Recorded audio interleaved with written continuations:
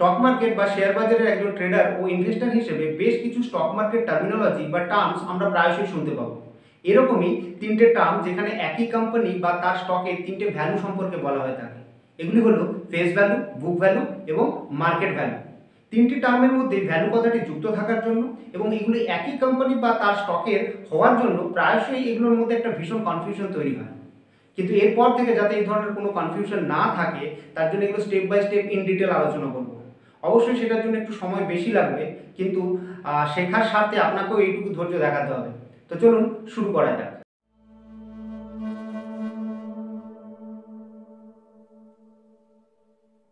নমস্কার, আমি অরিন্দম চ্যাটার্জি শেয়ার শিক্ষার তরফ থেকে শেয়ার বাজারের প্রাথমিক ধারণার 17তম পর্বে আপনাদের সকলকে স্বাগত জানাই।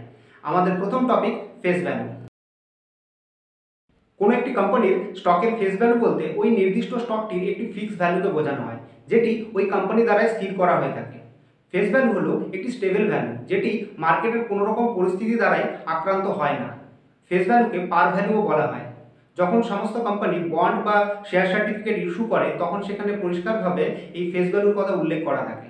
উল্লেখিত এই ফেস ভ্যালুই হলো ওই স্টকটির নমিনাল ভ্যালু বা অরিজিনাল কস্ট। কোনো একটি কোম্পানির স্টকের ফেস ভ্যালু বিভিন্ন রকম দেখতে পাওয়া যায়, 10 টাকা, 50 টাকা, 100 টাকা, 1000 টাকা ইত্যাদি। তবে ভারতীয় কোম্পানিগুলোর মধ্যে 10 টাকা ফেস ভ্যালুটাই সব থেকে বেশি দেখতে পাওয়া যায়। আসলে ফেস ভ্যালু ঠিক কত করতে হবে এটার কোনো নির্দিষ্ট ক্রাইটেরিয়া বেঁধে দেওয়া নেই। একমাত্র সেবির তরফ থেকে মিনিমাম ফেস ভ্যালু 1 টাকা হবে এই ব্যাপারটা শুধু বেঁধে দেওয়া আছে। বুঝতে পারছি সবাই মিলে ব্যাপারটা একটু কনফিউজিং হয়ে গেল। তো চলুন একটু সহজ উদাহরণ সহ থেকে ব্যাপারটাকে সম্পূর্ণ ক্লিয়ার করে নেওয়া যাক। মনে করুন আপনি ও আপনার কয়েকজন বন্ধু মিলে এবিসি প্রাইভেট লিমিটেড নামে একটি কোম্পানি মোট 1 কোটি টাকা বিনিয়োগ করে গঠন করেছেন। এখানে আপনি ও আপনার বন্ধুরা হলেন এই কোম্পানিটির প্রতিষ্ঠাতা বা প্রমোটার। কোম্পানিটি গঠন করতে এখানে যে 1 কোটি টাকা আপনারা বিনিয়োগ করলেন একে বলা হচ্ছে ইকুইটি ক্যাপিটাল। এবার এই ইকুইটি ক্যাপিটালের বিনিময়ে নিজেরাই 10 টাকা মূল্যের মোট 10 লাখ শেয়ার ইস্যু করলেন। আপনারা নিজেরাই ইস্যু করা শেয়ারের এই যে 10 টাকা করে ভ্যালু রেখেছেন এটিই হলো ফেস ভ্যালু। এক্ষেত্রে ফেস ভ্যালু 10 টাকা করে রাখার জন্য ম্যাক্সিমাম 10 লাখ শেয়ার ইস্যু করা অ্যালাউড বা অনুমোদিত হচ্ছে। এই 10 লাখ শেয়ারকে অথরাইজ শেয়ার বলা হচ্ছে। পরবর্তী সময় মনে করুন কোম্পানিটা রান করে গেল এবং তার বেশ কিছু বছর পর কোম্পানিটিকে আরও বড় আকারে নিয়ে যাওয়ার জন্য আপনাদের আরও ক্যাপিটালের প্রয়োজন হলো।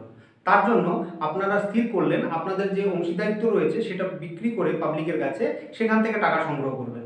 তার জন্য আপনারা আইপিও বা ইনিশিয়াল পাবলিক অফার নিয়ে আসছেন। এখন প্রশ্ন হচ্ছে কোথা থেকে বিক্রি করবেন? ওই যে আপনাদের কাছে 10 লাখ অথরাইজ শেয়ার রয়েছে তার থেকে বিক্রি করবেন। কতটা পার্সেন্টেজ আপনারা বিক্রি করবেন বা কতগুলো সংখ্যায় বিক্রি করবেন সেটা আপনারা স্থির করবেন যে আপনাদের কতটা টাকার প্রয়োজন। ধরে নিচ্ছি এখানে আপনারা 20% বিক্রি করছেন, অর্থাৎ 2 লাখ অথরাইজ শেয়ার আপনারা বিক্রি করতে চাইছেন। কত দামে বিক্রি করবেন? ওই যে আপনারা প্রতিটা স্টকের বা শেয়ারের দাম স্থির করেছিলেন 10 টাকা করে, অর্থাৎ ফেস ভ্যালু 10 টাকা ছিল, সেই 10 টাকায়, তাই তো? মোটেই না।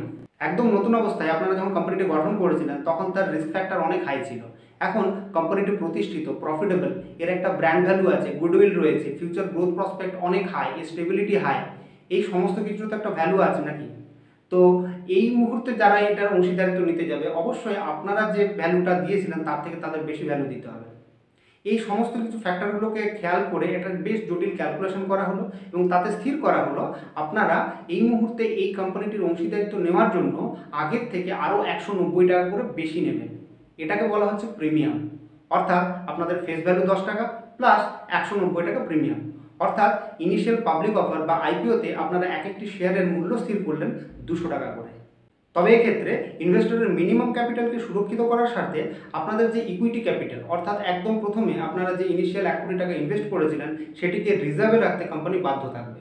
তাতে করে ব্যাপারটা দাঁড়াচ্ছে কি, যদি ভবিষ্যতে কোনো কারণে আপনাদের শেয়ারের দাম একদম পড়তে পড়তে এরকম একটা জায়গায় চলে যায় যে ইনভেস্টরের টোটাল লস হয়ে যাচ্ছে, সে সময়তেও আপনারা আপনাদের যে ফেস ভ্যালু অ্যামাউন্টটা সেটা ইনভেস্টরকে ফেরত দিতে বাধ্য থাকবেন। আর এই ব্যাপারটা করতে গিয়ে যাতে কোনো রকম অসুবিধার সৃষ্টি না হয় তার জন্যই এই ইকুইটি ক্যাপিটাল অর্থাৎ ফেস ভ্যালু টোটাল অ্যামাউন্টটা আপনাদের রিজার্ভে রাখতে হবে। একদম প্রথমেই বলেছি ফেস ভ্যালু হলো একটি ফিক্সড ভ্যালু। আচ্ছা, ভবিষ্যতে কোনো কারণে এটি কি চেঞ্জ হতে পারে? উত্তর হচ্ছে হ্যাঁ, পারে। কিন্তু এটাও তো বলেছি যে ফেস ভ্যালু হলো একটি স্টেবল ভ্যালু, যেটি মার্কেটের কোনো রকম পরিস্থিতি দ্বারাই আক্রান্ত হয় না, তাহলে কীভাবে সম্ভব? আচ্ছা, একটা কথা বলুন, এই ফেস ভ্যালুর নির্দিষ্টকরণটা কে করেছিল? অর্থাৎ মিনিমাম ফেস ভ্যালু কত হবে সেটা স্থির কে করেছিল? কোম্পানি নিজে, তাই তো? এবার সেই কোম্পানি পারে তার সুবিধার্থে এই ফেস ভ্যালুকে চেঞ্জ করতে। কীরকম ব্যাপারটা? যদি ভবিষ্যতে কোম্পানি মনে করে তাদের আউটস্ট্যান্ডিং শেয়ারকে বাড়াতে বা কমাতে, তবেই একমাত্র তারা ফেস ভ্যালুকে চেঞ্জ করে। যদি তাদের মনে হয় আউটস্ট্যান্ডিং শেয়ারকে তারা বাড়াতে চায়, তখন তারা ফেস ভ্যালুকে ভেঙে ছোট করে দেয়।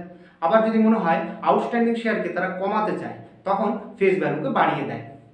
ব্যাপারটা উদাহরণ সহযোগে বোঝার আগে চলুন আউটস্ট্যান্ডিং শেয়ার ব্যাপারটা একটু ঝটপট বুঝে নেওয়া যাক। কোনো একটি কোম্পানি তার অথরাইজড শেয়ার থেকে যে পরিমাণ শেয়ার মার্কেটে ইস্যু করেছিল, সেই ইস্যু করার সংখ্যা থেকে যদি নিজেই আবার নিজের শেয়ার কিনে নেয়, তাহলে তাকে শেয়ার বাইব্যাক করা বলে। যদিও বা এই বাইব্যাক সম্পর্কে পরে বিস্তারিতভাবে একটা ভিডিওতে আলোচনা করব। এখন দুটো ক্ষেত্র দাঁড়াচ্ছে যে কোম্পানি যদি বাইব্যাক করে, তাহলে কি হচ্ছে যে ইস্যু করার সংখ্যা থেকে অনেকগুলো সংখ্যা কমে গেল, তাহলে মার্কেটে যে সংখ্যাটা পড়ে থাকলো তাকেই আউটস্ট্যান্ডিং শেয়ার বলছে। আর যদি বাইব্যাক না করে থাকে, তাহলে মার্কেটে যে টোটাল ইস্যু করার সংখ্যাটা পড়ে থাকলো, এই পুরোটাকে আউটস্ট্যান্ডিং শেয়ার বলা হচ্ছে। তো চলুন আবার আগের উদাহরণে ফিরে যাই। মনে করুন কোনো কোম্পানির স্টকের ফেস ভ্যালু 10 টাকা, স্টকটির প্রাইস 400 টাকা এবং ওই কোম্পানির আউটস্ট্যান্ডিং শেয়ারের সংখ্যা হচ্ছে 20 লাখ। এবার কোম্পানি চাইছে এই আউটস্ট্যান্ডিং শেয়ার সংখ্যাকে বাড়িয়ে ডাবল করতে, অর্থাৎ 20 লাখ আউটস্ট্যান্ডিং শেয়ারকে 40 লাখ করতে। কিভাবে হবে?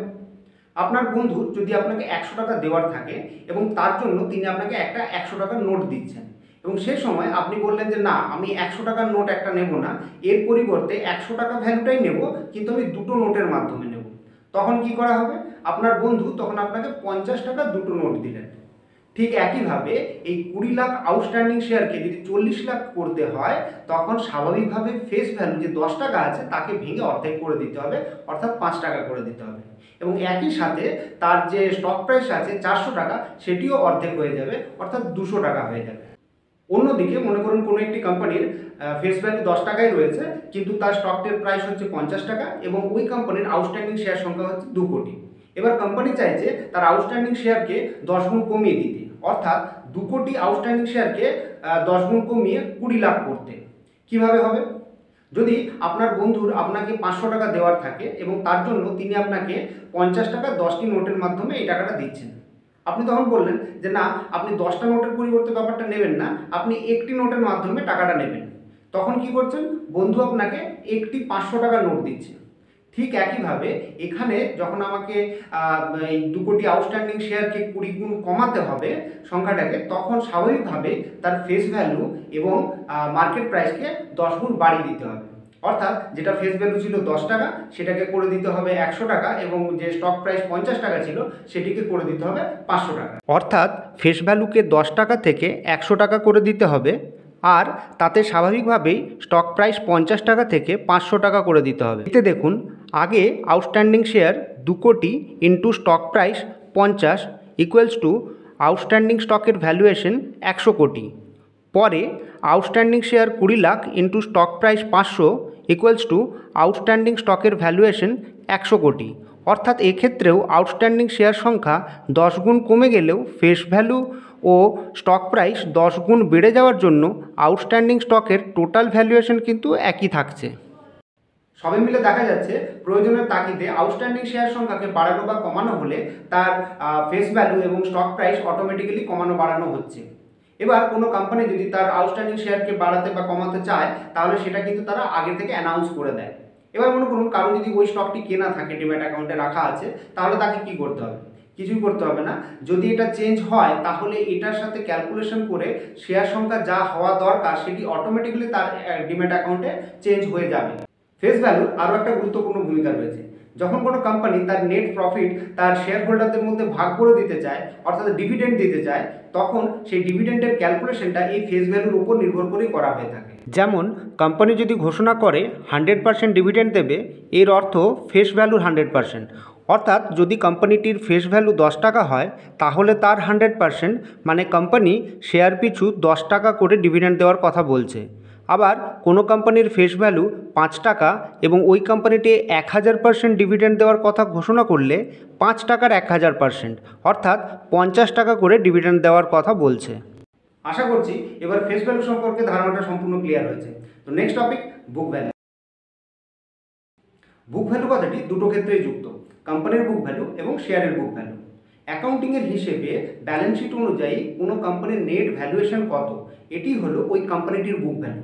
আদতে বুক ভ্যালু হচ্ছে ওই কোম্পানির রেসিডুয়াল ভ্যালু, অর্থাৎ যদি কোম্পানিটার সমস্ত অ্যাসেটকে বিক্রি করে দেওয়া হয় এবং তারপর তার যে লাইবিলিটিসগুলো রয়েছে সেগুলোকে বাদ দেওয়া হয়, অর্থাৎ লোন, বিভিন্ন ট্যাক্স ইত্যাদিকে বাদ দেওয়া হয়, এরপর যে নেট ভ্যালুয়েশনটা পড়ে থাকছে সেটি হচ্ছে ওই কোম্পানিটির বুক ভ্যালু।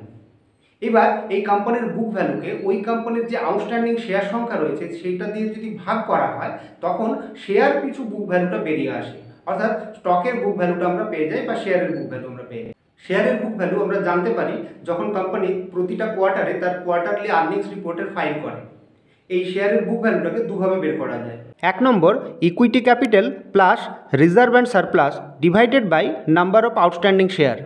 2 নম্বর পদ্ধতি, total asset minus total liabilities divided by number of outstanding share. এবার তাহলে কোনো কোম্পানির শেয়ারের বুক ভ্যালু যদি 150 হয় তার মানে কি দাঁড়াচ্ছে? কোম্পানিটার সম্পত্তি যা টোটাল রয়েছে বা অ্যাসেট সেটাকে বিক্রি করে দিয়ে যে ভ্যালুটা পাওয়া যাচ্ছে তার থেকে তার লাইবিলিটিস বা দায়গুলো, অর্থাৎ বিভিন্ন লোন, ট্যাক্স ইত্যাদি ইত্যাদিকে বাদ দিয়ে যে নেট ভ্যালুয়েশনটা পাওয়া যাচ্ছে সেটা তার সমস্ত শেয়ার হোল্ডারদের মধ্যে যদি ভাগ করে দেওয়া হয় তাহলে শেয়ার হোল্ডাররা শেয়ার পিছু 150 টাকা করে পাবেন। কিন্তু একটা জিনিস খেয়াল রাখতে হবে, এই যে বুক ভ্যালুর ব্যাপারটা আলোচনা করা হচ্ছে এটা কিন্তু কোম্পানির সম্পত্তির ভ্যালুয়েশন, কোম্পানির ভ্যালুয়েশন কিন্তু মোটেই নয়। কারণ কোম্পানির ভ্যালুয়েশন বের করতে গেলে এর আগেও বলেছি আরও কয়েকটা ব্যাপার আমাদের খেয়াল রাখতে হয়, যে কোম্পানিটির প্রফিটেবিলিটি, তার স্টেবিলিটি, তার গুডউইল, তার ব্র্যান্ড ভ্যালু, তার ফিউচার প্রসপেক্ট ইত্যাদি ইত্যাদি। কিন্তু এখানে এই জন্য দুটো ব্যাপারে ভাগ করা হয়ে থাকে, যে একটা হচ্ছে যে ইনট্যাঞ্জিবল অ্যাসেট এবং টাঞ্জিবল অ্যাসেট। টাঞ্জিবল অ্যাসেট অর্থাৎ যে সমস্ত সম্পত্তিকে স্পর্শ দ্বারা অনুভব করা যায়, যেটা আমরা সম্পত্তির ভ্যালুয়েশনের সময় কথাটা বললাম।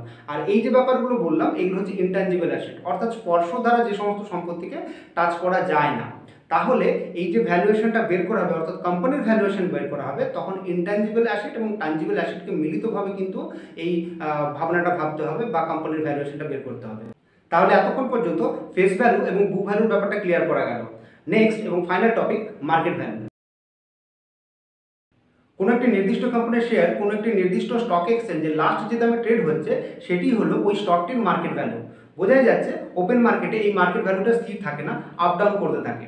এইবার ওই কোম্পানিটির যে টোটাল আউটস্ট্যান্ডিং শেয়ার রয়েছে তার সাথে যদি এই মার্কেট ভ্যালু অর্থাৎ স্টকের মার্কেট ভ্যালুকে গুণ করা হয় তাহলে ওই কোম্পানিটির মার্কেটের টোটাল ভ্যালুয়েশনটি বেরিয়ে আসছে, যেটিকে এম ক্যাপ বলা হচ্ছে বা মার্কেট ক্যাপিটালাইজেশন বলা হচ্ছে। এই এম ক্যাপ বা মার্কেট ক্যাপিটালাইজেশন বা মার্কেটের টোটাল যে ভ্যালু যাই বলি না কেন, এই ব্যাপারটাই হলো মার্কেট ভ্যালু ওই কোম্পানিটির। যেমন কোনো কোম্পানির শেয়ারের লাস্ট ক্লোজিং প্রাইস যদি 500 টাকা হয় ও ওই কোম্পানিটির আউটস্ট্যান্ডিং শেয়ার সংখ্যা যদি 20 লাখ হয় তাহলে ওই কোম্পানিটির মার্কেট ক্যাপিটালাইজেশন বা মার্কেট ভ্যালু হলো 500 ইন্টু 20 লাখ, অর্থাৎ 100 কোটি। এবার এই এম ক্যাপের উপর ভিত্তি করে কোম্পানিগুলিকে বড়, মাঝারি, ছোট ইত্যাদিতে ভাগ করা হয়, অর্থাৎ large cap, mid cap, small cap, micro cap ইত্যাদি নির্ণয় করা হয়। এম ক্যাপকে যদি একটা র্যাঙ্কিং করা হয়, অর্থাৎ সব থেকে বেশি এম ক্যাপ যে আছে সে প্রথমে থাকবে, তারপরেরটা তারপরে থাকবে, অর্থাৎ বড় থেকে ছোট হিসেবে যদি এরকমভাবে সাজানো হয় তাহলে প্রথম যে 100টি কোম্পানি পড়ছে তাদেরকে লার্জ ক্যাপ কোম্পানি বলা হয়। 101 থেকে 250তম পর্যন্ত যে 150টি কোম্পানি পড়ছে তাদেরকে মিড ক্যাপ কোম্পানি বলা হচ্ছে, এবং 251 থেকে 500 পর্যন্ত যে কোম্পানিগুলো র্যাঙ্কিংয়ে থাকছে তাদেরকে বলা হচ্ছে স্মল ক্যাপ কোম্পানি। এই 501 থেকে 750 পর্যন্ত যে কোম্পানিগুলো থাকছে তাদেরকে বলা হচ্ছে মাইক্রো ক্যাপ কোম্পানি। এবার এই 750 পর যত কোম্পানি রইল তাদের সবাইকে ন্যানো ক্যাপ কোম্পানি বলা হচ্ছে। আশা করছি ফেস ভ্যালু, বুক ভ্যালু এবং মার্কেট ভ্যালু সম্পর্কে সম্পূর্ণ ধারণা আপনাদের কাছে ক্লিয়ার করতে পেরেছি। এরপরও যদি কোনো রকমের কোনো কনফিউশন থেকে থাকে তাহলে নিচের কমেন্ট বক্সে সেটি লিখে জানান। শেয়ার বাজার সংক্রান্ত অন্য কোনো টপিকের উপরে যদি আপনি ভিডিও পেতে চান সেটিও লিখে জানান। আর হ্যাঁ, ভিডিওটি যদি ভালো লেগে থাকে একটা লাইক অবশ্যই করে দেন। ভিডিওটিকে শেয়ার করে শেয়ার শিক্ষার আলো ছড়িয়ে দিন বন্ধুদের মধ্যেও। চ্যানেলটি যদি সাবস্ক্রাইব করা না থাকে তাহলে সাবস্ক্রাইব করুন, বেল আইকনে গিয়ে অল প্রেস করে। এতে আপনি আমার লেটেস্ট ভিডিও সম্পর্কে জানতে পারবেন নোটিফিকেশনের মাধ্যমে। ভিডিওটিকে মনোযোগ সহকারে দেখার জন্য অসংখ্য ধন্যবাদ। আজকের পর্বে এই পর্যন্তই, দেখা হচ্ছে পরের পর্বে।